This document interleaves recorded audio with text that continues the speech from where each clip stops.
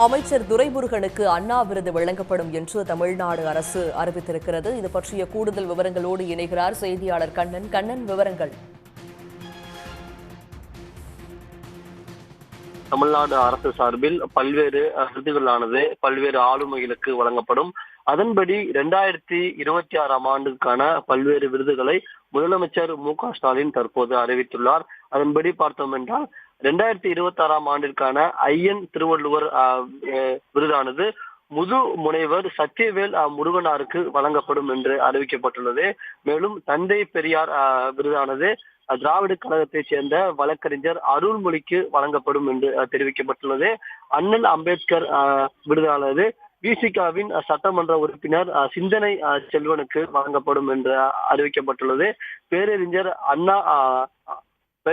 அண்ணா விருது திராவிட முன்னேற்ற கழகத்தின் பொதுச் செயலாளரும் திமுக மூத்த தலைவருமாகிய துரைமுருகனுக்கு வழங்கப்படும் என்று அறிவிக்கப்பட்டுள்ளது. பெருந்தலைவர் காமராசர் விருதானது தேசிய ஒருமைப்பாட்டு பேரவையின் தலைவராக இருக்கும் SM இதயதுல்லாவிற்கு வழங்கப்படும் என்று அறிவிக்கப்பட்டுள்ளது.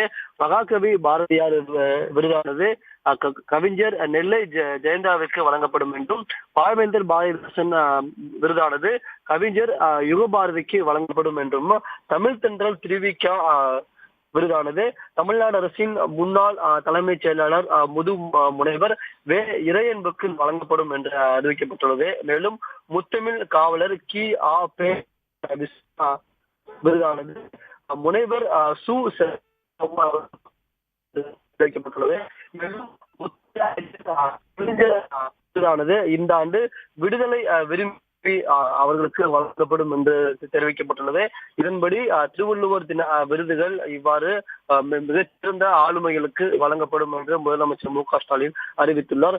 இதன்படி வரும் 16ஆம் தேதி சென்னையில் நடைபெறும் விழாவில் முதலமைச்சர் மு.க.ஸ்டாலின் இந்த ஆளுமைகளுக்கு விருதுகளை வழங்க உள்ளார்.